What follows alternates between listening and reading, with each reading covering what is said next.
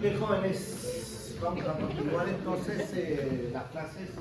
Ya pasaron miembro superior completo, ahora me comienzo a pasar miembro inferior, ¿ya? Y para hablar de miembro inferior voy a hablar de pelvis y muslo en el día de hoy. Pelvis y muslo, ¿ya?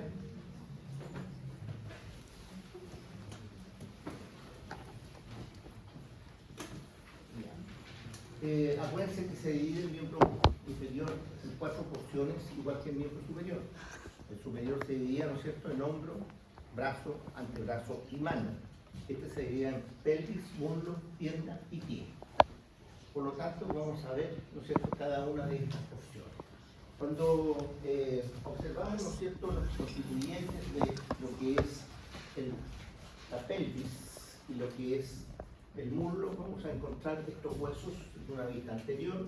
Vemos el hueso dorsal, vemos parte de la columna que está representado aquí por el sacro y vemos este huesito que se llama el hueso fémur, el fémur. Por lo tanto, vamos a tener entonces estas estructuras que vamos a irlas viendo en forma más detallada por todas sus características. La pelvis para nosotros es importante. ¿Por qué? Porque la pelvis, ¿no es cierto?, forma parte de una cavidad que tiene gran trascendencia, especialmente en la mujer, porque a través de ella pasa el feto en el momento del parto. ¿Ya? Y esta pelvis tiene que tener, ¿no es cierto?, distancias, medidas, ¿no es cierto?, que sean más o menos adecuadas para que el feto pueda pasar a través de ella. Cuando esta pelvis es más pequeña, el feto no es capaz de pasar a través de ella y termina en una cesárea, ¿ya? Y no en un parto normal. Veamos ahora cuáles son las formas como esta estructura está constituida. En primer lugar, el hueso coxal. Aquí tenemos un hueso coxal, ¿no es cierto?, de un individuo recién nacido, en donde vemos claramente que el hueso coxal está constituido por 3 porciones: el ilion, el isquion y el pubis, ¿cierto? ¿Ya? Separadas absolutamente. Por lo tanto, aquí hay cartílago entre medio, eso no se ve. ¿Ya? Los centros de osificación son 3 centros de osificación separados. Hay un primer centro, ¿no es cierto?, que aparece al tercer mes de desarrollo intrauterino, es este centro, el centro del ilion. Al 5.º mes aparece el centro del isquion y al 6.º mes aparece el centro del pubis. Por lo tanto, estos 3 centros de osificación primaria, pues son los primeros que van a aparecer, hacen de que este hueso se vaya formando lentamente. Aquí tenemos el fémur abajo y todavía ustedes ven que en su extremo proximal, en su epífisis proximal, está todavía redondeada, no tiene ni una forma como la conocemos habitualmente. Aquí tenemos el mismo hueso ya en un niño de 6 años. Niños de 6 años. Ustedes pueden ver el ilion, ¿no es cierto?, en la parte superior, pueden ver en la parte posterior e inferior el isquion y en la parte anterior e inferior el pubis. Hay que hacer notar que estos huesos, a medida que van osificándose, ellos se van acercando unos con otros hasta que finalmente se unen en esta zona, dentro del acetábulo, que es esta zona que está aquí, se unen en forma trirradiada y a los 6 años todavía hay cartílago aquí, aún a los 6 años, todavía no se ha unido correctamente, ¿cierto?, este huesito. Fuera de eso hay centros de osificación secundaria, como son, ¿cierto?, la cresta que está arriba, la iliaca, ¿no es cierto?, como está aquí el isquio también, la cohesión isquiática, el pubis, ¿no es cierto?, y lo que es el reborde, ¿no es cierto?, del acetábulo, ¿ya?, el limbo del acetábulo. Bien, ¿cómo es el hueso ahora en un individuo ya totalmente adulto, osificado completamente? ¿Ya? Lo vemos aquí, este huesito tiene esta cara externa. Acuérdense que la cavidad pélvica es una cavidad y todas las cavidades tienen una cara externa y una cara interna. Por eso hablamos de que este hueso tiene una cara externa. Y si ustedes observan, lo más interesante de esta cara externa es el acetábulo, es decir, la zona en donde va a articular la cabeza del fémur Y aquí va a estar entonces la articulación de la cadera, que nosotros le llamamos habitualmente. ¿Qué presenta este acetábulo? Presenta un reborde que se llama el limbo del acetábulo. Presenta una faceta articular. Esta faceta que tiene forma de una semiluna, ¿no es cierto? Es la zona articular con la cabeza del fémur. Y el fondo que está aquí abajo no es articular. El fondo no articula en ningún momento con la cabeza del fémur. Vamos a ver por qué ocurre esto. Por qué hay una zona dentro del acetábulo que no es articular. Y abajo hay una incisura acetabular. Esta zona que está aquí abajo se llama incisura acetabular. Esto es quizás lo más relevante que tiene en su cara externa. La parte superior, que es la parte del ilion, tiene una zona muy amplia, ¿no es cierto?, que está relacionada con los músculos glúteos. Los músculos glúteos toman inserción aquí, el glúteo máximo, el glúteo medio y el glúteo inferior que está aquí, ¿ya? Es decir, mínimo, mínimo, máximo y medio. Tenían los tres glúteos que están aquí. Por lo tanto, esta cara se llama la cara glútea, cara glútea. Y en la parte inferior vamos a tener un foramen que se llama el foramen obturador. Un gran foramen, ¿cierto?, que lo vemos ahí. Los márgenes, un margen anterior, que es este que está aquí, un margen posterior, que es este otro que está acá. Este margen que está acá arriba se llama margen superior y este margen que está aquí abajo es el margen inferior. ¿Ya? Los márgenes tienen estructuras bastante importantes, especialmente para las mediciones de la pelvis. Nosotros usamos mucho los márgenes. La espina ilíaca anterosuperior, una incisura innominal, la espina ilíaca anteroinferior, ¿no es cierto?, la eminencia iliopúbica, el pecten del pubis, la espina del pubis y el pubis propiamente tal. En el margen posterior vamos a tener también la espina ilíaca posterior-superior, ¿no es cierto?, una incisura denominada, una espina ilíaca posterior-inferior, una gran incisura que se llama incisura isquiática, esta que vemos aquí, una espina que se llama la espina isquiática, y bajo la espina isquiática la tuberosidad del isquio, que es esta zona. El margen inferior es cortante, es para inserción muscular esencialmente. Y el margen superior es la cresta ilíaca, ¿no es cierto?, redondeada, donde los músculos que son abdominales terminan tomando inserción allí. Entonces, esto es lo que nosotros vemos por fuera, por la cara externa. Esta es la cara interna del mismo hueso. ¿Qué encontramos en esta cara interna? Encontramos aquí una fosa para un músculo que se llama ilíaco, se llama fosa ilíaca esta zona, ¿ya?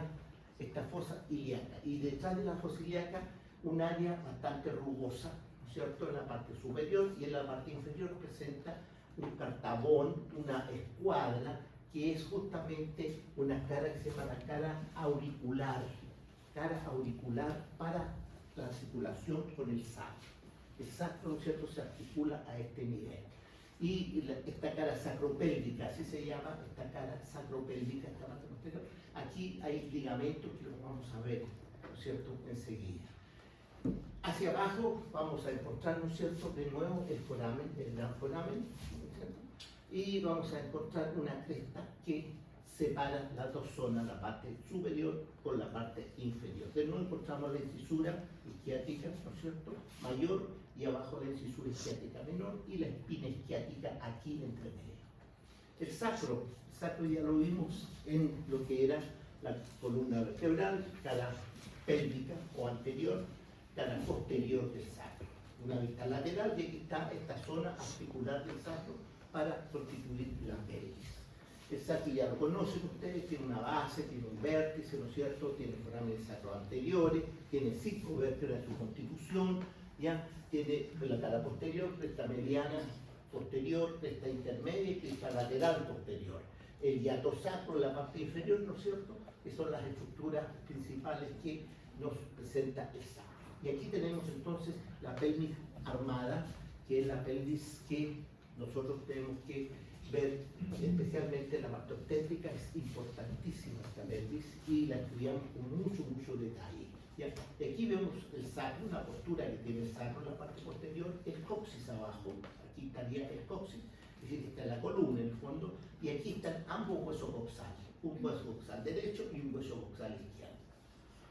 En esta posición a nosotros nos interesa qué cosa, las articulaciones. Aquí hay una articulación sacroiliaca, estas dos articulaciones derecha e izquierda son sacroiliacas, y aquí hay una articulación entre los dos huesos coxales que se llama la sínfisis del pubis, ¿ya? Y además la base del sacro se articula con la quinta lumbar a través de la columna. La articulación sacroiliaca es súper importante porque es una articulación, ¿no es cierto?, entre el sacro que está por detrás y el hueso ilíaco. Aquí vemos la articulación. Esta articulación es una articulación sinovial plana, Esa es la descripción que tenemos. Porque la parte posterior tiene un ligamento interóseo muy importante y muy grande, ya que la afirma, pero en la parte anterior hay una sinovial y produce movimientos de deslizamiento entre el sacro y el hueso coxal, ya ambos huesos coxales. Entonces ahí vamos a ir viendo. Aquí vemos la misma articulación, fíjense, aquí estaría la parte anterior, donde vemos claramente esa zona que corresponde, ¿no es cierto?, a la zona en donde existe una sinovial, digamos, y existe la zona que se mueve. En cambio, en la parte posterior, un ligamento interóseo, ¿no es cierto?, entre el sacro y lo que es el hueso coxal. Más ligamentos que están por detrás esencialmente. Cuando la vemos por anterior esta articulación, nos damos cuenta que los ligamentos sacroiliacos anteriores, estos que están aquí en esta zona, son relativamente finos, aplanados, muy delgaditos. ¿Por qué son así? Porque tienen que dejar el espacio para que el feto pueda pasar.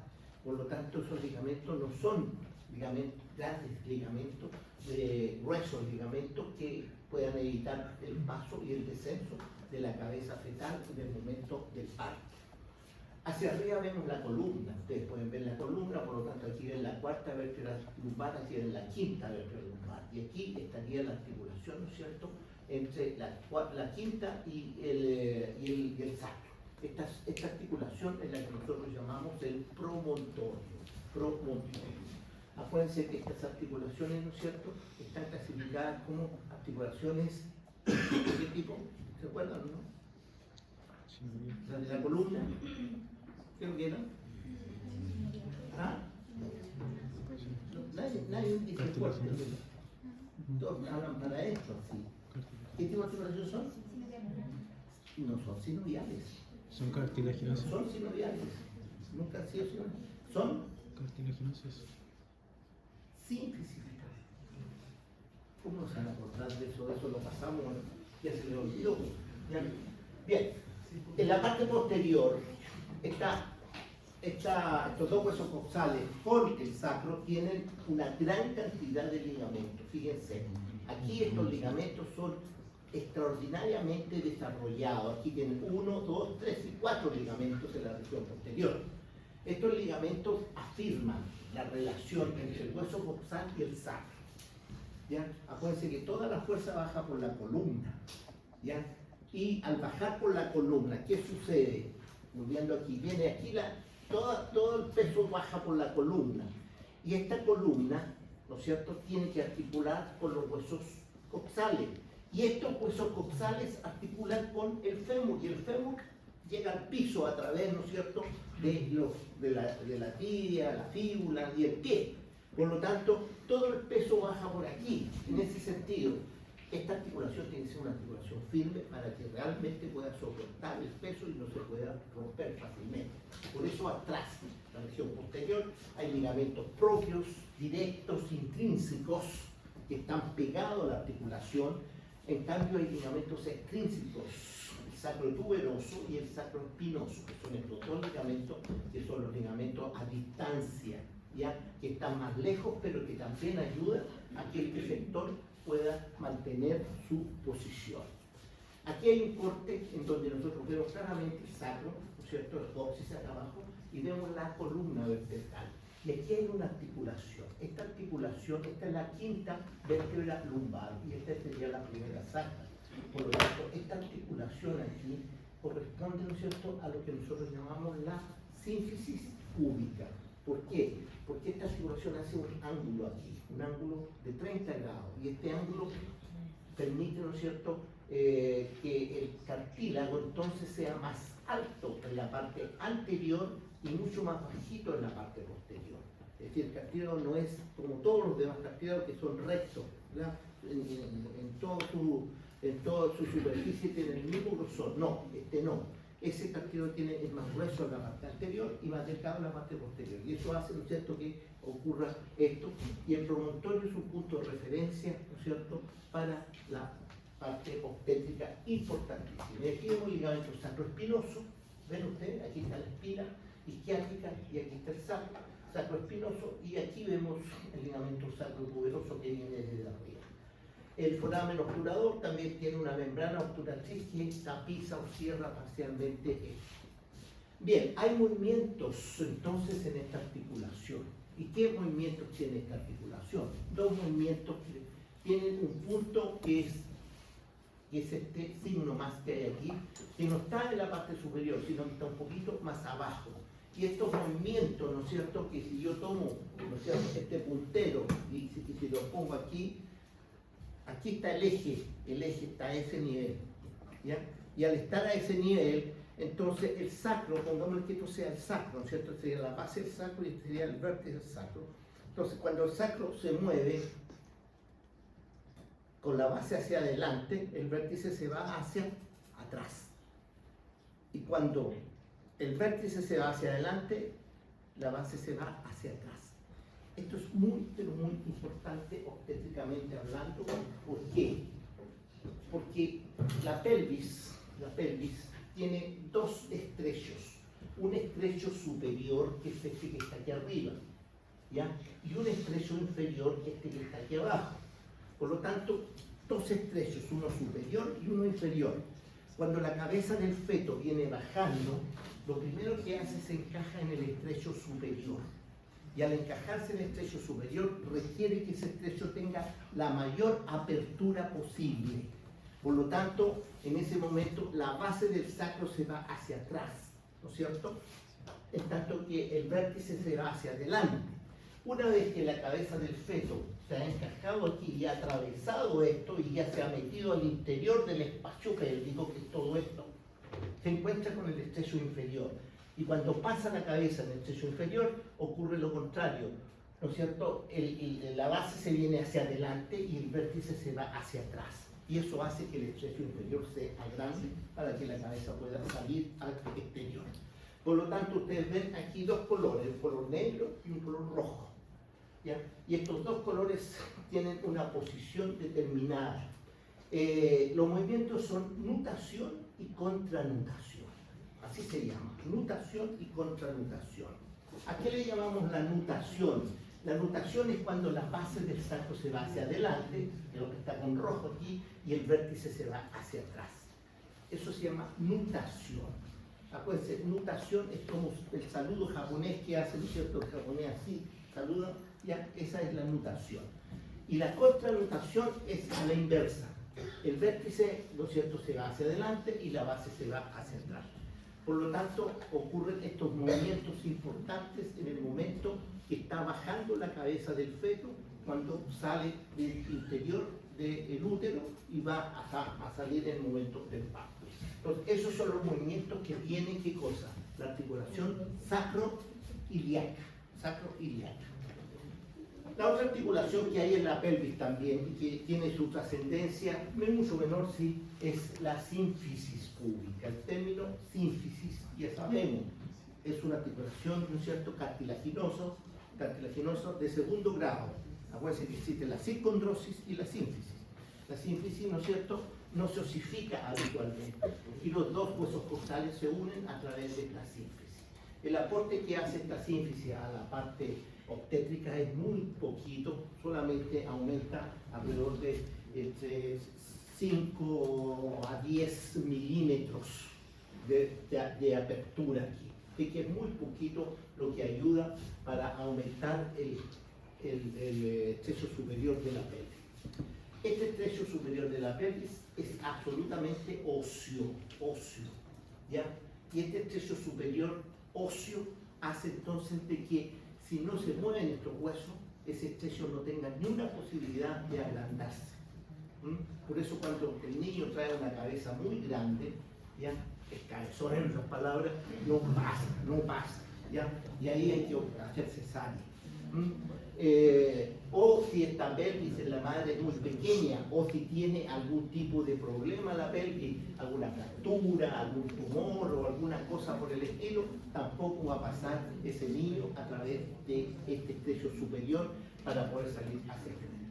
Este estrecho superior tiene diámetros anteroposteriores, diámetros transversos, diámetros oblicuos, etc. Una serie de diámetros que nosotros los estudiamos, pero que para ustedes tienen que solamente conocer que existe esto como cultura general, digamos.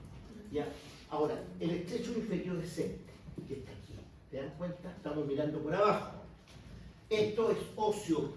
Aquí está la tuberosidad isquiática, ¿no es cierto? Y aquí está el margen inferior hasta la sínfisis púbica. Esto es óseo, la parte anterior.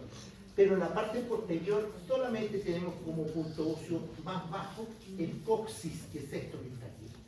Por lo tanto, entre el coxis y lo que es esta tuberosidad isquiática hay ligamentos. Y estos ligamentos, ¿no es cierto?, forman entonces un anillo osteofibroso. Y en el momento previo al parto hay una hormona que se llama la relaxina que relaja mucho la parte fibrosa. Entonces el estrecho inferior generalmente aumenta tremendamente, este coxis se va hacia atrás por una retropulsión y el estrecho inferior generalmente, no siempre, pero generalmente nos da problema para la salida de la cabeza del feto. La mayor importancia la tiene siempre el estrecho superior. El estrecho superior es el que tenemos que poner ojo, ¿ya? En un diámetro más pequeño que 10,5 centímetros, el anteroposterior. Y aquí vemos una radiografía de la pelvis. ¿Ven? Una mujer se le tomó una radiografía y ustedes pueden ver la forma que tiene la pelvis. Por aquí tiene que pasar ese recién nacido en la mujer, ¿ya? Bien, eso es la pelvis. Hacia abajo de la pelvis, ¿qué vamos a tener? Vamos a tener el hueso largo, más largo de todos los huesos, ¿no es cierto? Que es el fémur. Este hueso, ¿no es cierto?, tiene una epífisis proximal, que es esta que vemos aquí, una epífisis distal y tiene una diáfisis, que es el cuerpo. Ahí está la diáfisis, ¿ven? Aquí hay una vista anterior, aquí hay una vista posterior y aquí hay una vista medial. ¿Ya? Ustedes pueden darse cuenta entonces de cómo es este hueso. Veamos cada una de estas partes. Partamos en la epífisis proximal del fémur. Aquí está una vista, ¿no es cierto?, anterior y una vista posterior. Y aquí vemos claramente, ¿no es cierto?, lo que corresponde. Hay una cabeza. ¿Ven? Ahí está la cabeza. ¿Ven? ¿La ven la cabeza? Esta cabeza, a la inversa de lo que era el húmero tenía 1/3 de cabeza, 1/3. En cambio aquí son 2/3 de cabeza. Es decir, esta es una cabeza mucho más grande y mucho mejor formada. La vemos aquí. Ahí hay, ¿no es cierto?, un cuello anatómico, quirúrgico. No, anatómico, el quirúrgico está acá abajo. Este es anatómico. Y hay un cuello del fémur, este cuello del fémur, ¿ya? La cabeza siempre tiene una fobia. Es importante, se la voy a mostrar aquí. Ahí se ve la fobia, ¿la ven? Ahí está la fobia de la cabeza. Es una pequeña, ¿no es cierto?, fosita que hay allí en esa zona. Vamos a ver enseguida para qué sirve esa fobia. ¿Ya? Después viene el cuello del fémur. Este es el cuello del fémur, ¿se dan cuenta? Y después, hacia lateral, vamos a tener un trocánter, que es el trocánter mayor, este que está aquí arriba, y este otro pequeño que está aquí abajo se llama trocánter menor. Hay dos trocánteres, trocánter mayor y trocánter menor. El trocánter mayor es bastante grande y por dentro tiene una fobia también, que se llama una pequeña fobia o fosa trocanteria, ya para la inserción de músculo, que lo vamos a ver en el siguiente capítulo. Aquí hay en la parte anterior, ¿no es cierto?, existe una cresta, ¿ya? una cresta, esta que vemos aquí, que se llama cresta intertrochanteria, y acá hay una línea intertrochanteria, ya dentro de lo que es el trocánter mayor. Si nosotros vemos este detalle que yo puse acá, es importante. ¿Por qué es importante, jóvenes? Porque todo el peso que nosotros podamos transportar, además del peso de nuestro cuerpo y lo que vamos a llevar en la mano, ¿no?, en la cabeza, donde sea, pasa por la cabeza del fémur, desde el hueso coxal, para llegar al suelo, al piso. Y tiene que pasar por esto que es el cuello, por este cuello, ¿ya? Por lo tanto, este cuello tiene que ser extremadamente resistente para no quebrarse cuando el peso es demasiado.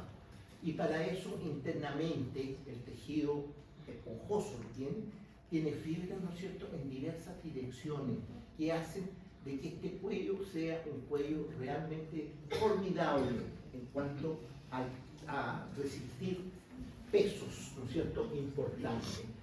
No es un hueso que reciba el peso desde arriba hacia abajo, no, lo recibe en un cuello que está hacia el lado, y ese cuello pasa el resto del peso al cuerpo del fémur. Por lo tanto, este cuello es interesante e importante. Muchas veces vamos a ver más adelante que hay fracturas de cuello, cuando los golpes son demasiado violentos, este cuello se fractura, que es lo que nosotros vamos a ver. El cuerpo, ¿cómo es el cuerpo de este fémur?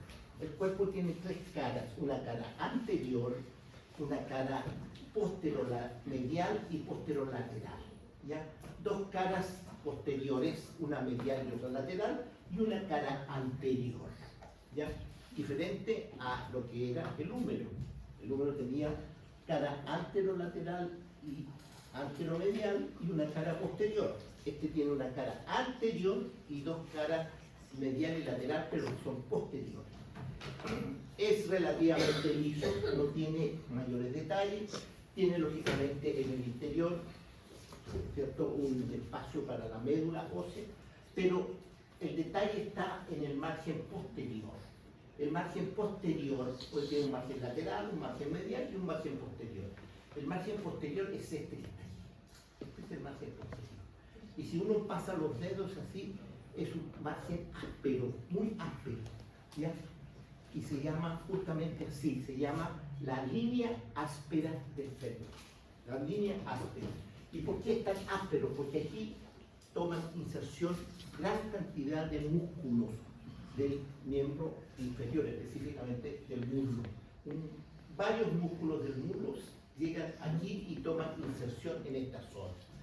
Este margen posterior, esta línea áspera, va bajando, bajando, bajando, y más o menos en la unión de sus dos tercios superiores con el tercio inferior, se divide entonces en dos líneas, una derecha y otra izquierda, que dejan un espacio triangular sobre esta epífisis distal que está acá abajo, y este espacio, que es posterior, lógicamente, se llama, ¿no es cierto?, el hueco popliteo, ¿ya?, o la zona poplitea.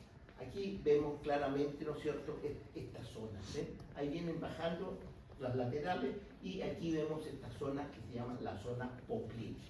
Y ahí vemos, ¿no es cierto?, trocánter mayor, trocánter menor, y vemos cómo hacia arriba existe una línea pectínea, una línea, esta es la línea pectínea, ¿no es cierto?, otra línea que es de línea glútea, ¿ya?, donde van tomando inserción estos músculos. Y aquí se ve esta zona rugosa, que no es otra cosa que esta zona áspera.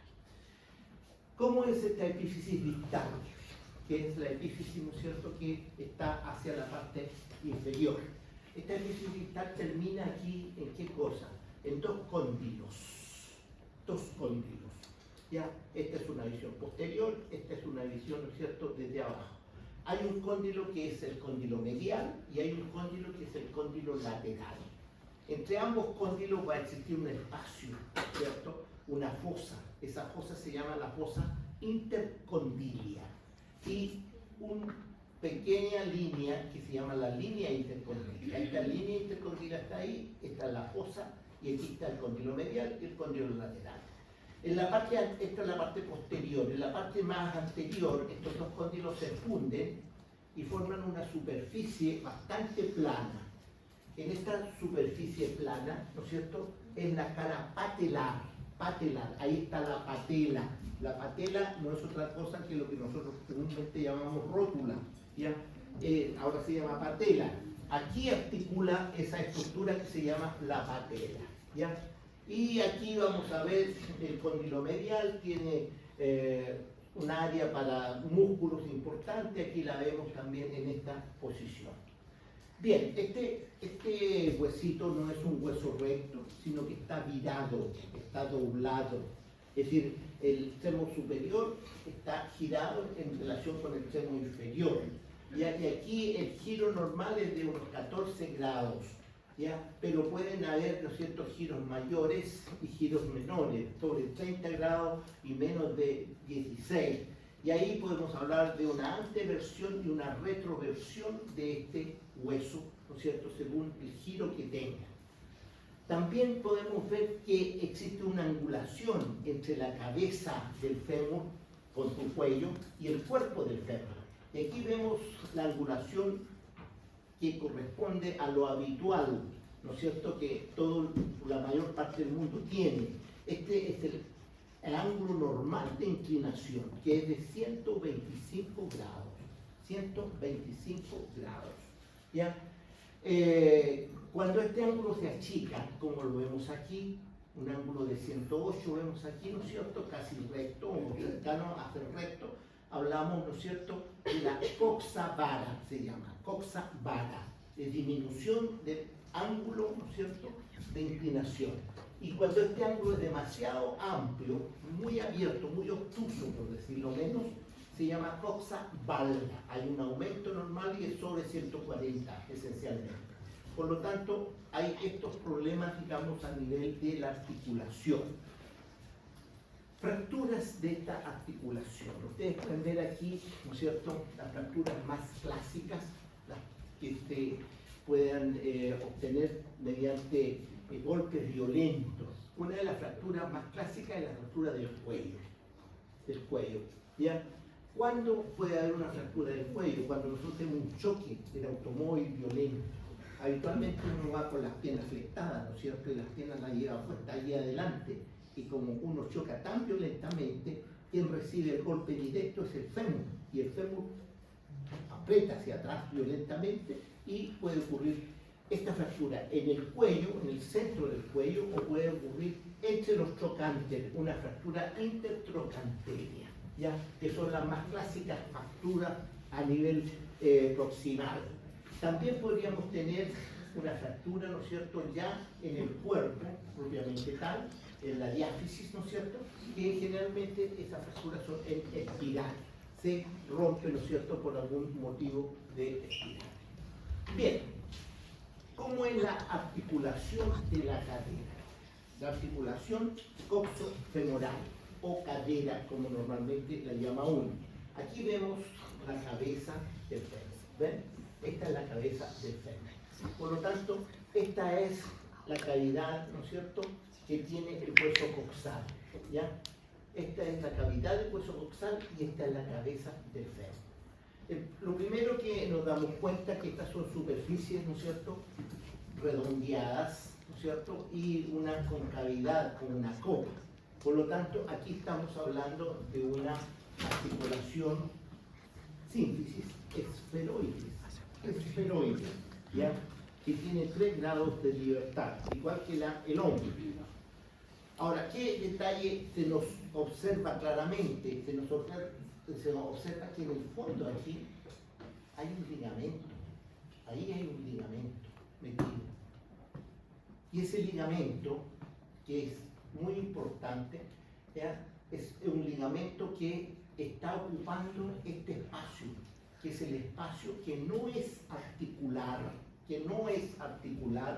del acetábulo. El acetábulo tiene toda esta zona articular, toda esta semiluna es articular, ¿te fijas?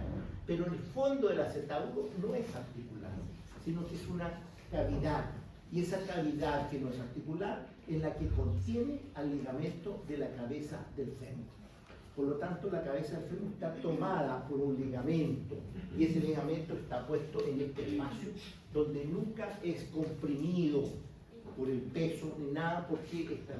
Y ese ligamento aquí está cortado, sale a través de la incisura acetabular hacia afuera para irse a fijar, ¿no es cierto?, en el hueso externamente. ¿Ya? Entonces, ahí tenemos nosotros un detalle interesante que aquí vemos, ¿no es cierto?, claramente cómo entran también la parte ¿cómo se llama?, de irrigación del acetado, de esta zona acetabular, entran por esa incisura. Después tenemos alrededor de este acetábulo un labrum del acetábulo. El labrum es un rodete fibrocartilaginoso que está allí, ¿no es cierto?, y que ayuda a que ese espacio sea mayor. Entonces esa cabeza tiende a salirse menos, está muy bien ubicada allí, ¿ya? Y al estar muy bien ubicada, ¿no es cierto?, no sale hacia el exterior. Ese es un detalle interesante e importante. Ahí vemos, ¿no es cierto?, ahí vemos el ligamento, ¿no es cierto?, este ligamento, aquí vemos el espacio que no está constituido como espacio, ¿no es cierto?, para la relación directa que tiene el fémur con el acetábulo, si no es una sola. Y aquí está el labrum alrededor, cerrando toda esta estructura. Aquí vemos, ¿no es cierto?, la cabeza, y aquí vemos el ligamento de la cabeza del fémur. ¿Ya? Bien, el fémur, como toda articulación, ¿no es cierto?, sinovial, ¿qué va a tener en primer lugar? Va a tener una cápsula fibrosa. Y la cápsula fibrosa envuelve completamente a la articulación. Por dentro tiene, ¿qué cosa?, una membrana sinovial, que es la que produce el líquido que se mantiene aquí adentro y que hace que esta articulación sea móvil y vamos a tener movilidad en ella. Y por fuera tiene fibras, ¿no es cierto?, más conectivas que cierran completamente esta estructura. Para poder ver la articulación de la cadera, nosotros tenemos que abrirla, tenemos que hacer una incisión, abrirla y recién nos podemos meter al interior de esta cadera. Por lo tanto, tenemos aquí esta articulación que tiene lógicamente como importancia el hecho de ser una articulación, ¿no es cierto?, sinovial, ya, que es esferoide. Ahora, además de esta estructura que la envuelve, esto que se llama la cápsula fibrosa, tiene ligamentos de refuerzo, y por anterior va a tener dos ligamentos, aquí los vemos, el ligamento iliofemoral y el ligamento pubofemoral, ¿ya? Este ligamento es pubofemoral y este se llama iliofemoral. Estos dos ligamentos están reforzando por anterior a esa articulación, ¿ya? Ahora, por posterior también tiene un ligamento, este ligamento que está aquí se llama ligamento isquiofemoral. ¿Por qué? Porque viene de la región isquiática y va hacia anterior. El ligamento isquiofemoral, que es este que vemos aquí, ¿no es cierto?, que va dando como la vuelta, ¿no es cierto?, alrededor de lo que es el cuello y finalmente termina, ¿no es cierto?, fijándose en lo que es la zona del cuello y parte de lo que es el total. Por lo tanto, vamos a tener aquí una vista posterior de esa articulación. A través de esta vista vemos el isquiofemoral y en la vista anterior estamos viendo, ¿no es cierto?, los otros dos ligamentos, el iliofemoral y el pubofemoral, que son los dos ligamentos. Y aquí vemos el foramen, ¿no es cierto?, obturador, con la membrana obturatoria que está allí puesta, ¿no es cierto?, generalmente. Esto es, aquí vemos el ligamento de la cabeza del fémur. Este se llama ligamento de la cabeza del fémur. Ustedes pueden ver, aquí está el fémur, ¿no es cierto?, se abrió aquí por dentro para poder visualizarlo. Y aquí tenemos la cabeza del fémur, aquí está la fobia de la cabeza del fémur, donde se fija el ligamento de la cabeza, y ahí el ligamento sale hacia abajo, va por dentro de ese espacio, de ese fondo del acetábulo, que es un fondo no articulado, y sale por la incisura acetabular hacia el exterior para fijarse, ¿no es cierto?, en la zona del pubis y la zona del isquio hacia atrás. Y ahí estaría este ligamento. Generalmente esta zona, ¿no es cierto?, de la incisura tiene aquí un ligamento que se llama ligamento transverso del acetábulo. Ese ligamento transverso pasa por sobre esta zona para cerrar definitivamente, ¿no es cierto?, esa región. Aquí vemos una radiografía en donde se ve la cabeza del fémur. Fíjense, ahí estaría entonces la cabeza del fémur. Aquí estaría, ¿no es cierto?, lo que es el acetábulo propiamente tal, ¿ya? Y cómo la cabeza está metida, encajada, ¿no es cierto?, dentro de este acetábulo. ¿Ya? Esta articulación es una articulación esencial para nosotros. Cuando nos falla esta articulación, vamos a tener grandes problemas para poder deambular, ¿ya? Grandes problemas para poder mover la articulación. ¿Mm? Entonces, ahí tenemos esa articulación. Ahora, ¿cuáles son los problemas? Esto es lo normal. Lo normal, ¿ya? ¿Qué pasó atrás? ¿Qué pasó ahí? ¿Ya? Parece que tiene sueño, ¿te parece? ¿Ya? Ya se está rascando la cabeza ahí, está durmiendo con su compañera. ¿Ya? Por favor, estamos en clase. Esto es lo normal. Hay un problema bastante común que aparece especialmente en las mujeres,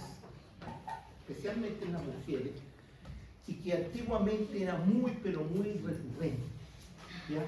Actualmente no es tanto porque se toma, ¿no es cierto?, el recién nacido, una vez que va a la primera vez al médico, ¿ya?, para que sea visto, le hacen un examen para ver si hay una displasia de caderas, la famosa displasia de caderas. ¿En qué consistía la famosa displasia de cadera? ¿En qué consiste? Consiste en que el acetábulo es demasiado plano, como mi mano aquí plano. Entonces, cuando viene la cabeza del fémur, como es tan plano, en determinado momento se resbala y sale hacia afuera. ¿Ya? Esa es la famosa displasia de cadera. Por lo tanto, cuando los niños nacen con ese problema, ahora se toma, prácticamente nace y al primer mes ya se le ve si tiene o no problemas de displasia. Antiguamente no era así. Había niños que crecían y mujeres que andaban en la calle con displasia de cadera. Ahora, ¿qué se le hace al niño? Se le abren los muslos, es decir, el miembro inferior se le abre y se le pone una férula. Entonces el chico queda con abiertito de piernas así. Entonces cuando camina, en realidad el fémur, en vez de hacer la fuerza hacia arriba, hace la fuerza hacia adentro. Y al hacerla hacia adentro va creando esa fosa lentamente, y esa fosa que era muy plana, con la presión aquí se va formando hasta que finalmente queda totalmente formada, y en ese momento se le saca la férula a ese niño y ese niño puede caminar normalmente y no va a tener displasia de cadera. Entonces, una de las patologías más comunes que se ve, ¿no es cierto?, es justamente la displasia de cadera. Acuérdense que es la no formación correcta de qué cosa, del acetábulo. El acetábulo muy plano y la cabeza del fémur como rondita, una bolita ahí, sale fácilmente, ¿no es cierto?, cuando el niño quizás sale fácilmente. Lo otro que podemos encontrar es una subluxación, ya aquí hay problemas, ¿no es cierto?, de ruptura de ligamentos y cosas por el estilo, o una luxación completa, cuando ya ha salido fuera, ¿no es cierto?, en algún accidente más o menos violento, sale fuera completamente de la articulación, forma una luxación. Entonces vamos a tener la normalidad, la displasia, la subluxación y la luxación, que son las cosas más comunes que nosotros vemos. ¿Cuáles son los movimientos de la cadera? ¿Ya? Los movimientos de la cadera son variados.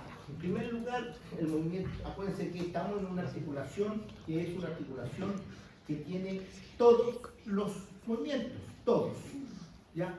Tiene 3 grados de libertad. Por lo tanto, cuando nosotros hacemos adelante y atrás, estamos haciendo flexión y extensión. Flexión y extensión. Cuando levantamos adelante, flexión. Cuando tiramos para atrás, extensión. Segundo movimiento, abducción y aducción. ¿Ya? Aducción cuando estamos en posición firme. Abducción cuando estamos, ¿no es cierto?, bailando y tiramos la pierna para el lado, así. ¿Ya? Eso sería abducción. Y aducción, posición firme. ¿Ya? Podemos juntar esos 4 movimientos y hacer circunducción. Circunducción, que sería la suma de los 4 movimientos. Y finalmente tenemos movimientos de rotación. Existe rotación medial y rotación lateral. Y eso lo podemos ver, ¿no es cierto?, si ponemos nuestro miembro inferior fijo y el pie, ¿no es cierto?, lo doblamos hacia adentro o lo doblamos hacia afuera. Con todo el miembro inferior, hacia adentro o hacia afuera. Esto rota acá arriba, hacia medial y hacia lateral, hacia medial y hacia lateral. Por lo tanto, esta articulación tiene todos los movimientos. Todos los movimientos. 3 grados de libertad. Uno es flexión y extensión, 1 grado de libertad. Segundo grado de libertad, aducción y abducción. Tercer grado de libertad, rotación medial y rotación lateral. ¿Ya? Más la circunducción, que sería la suma de los dos. Bien, eso es la primera parte. Estamos terminando entonces y después vamos a ir a la parte inferior.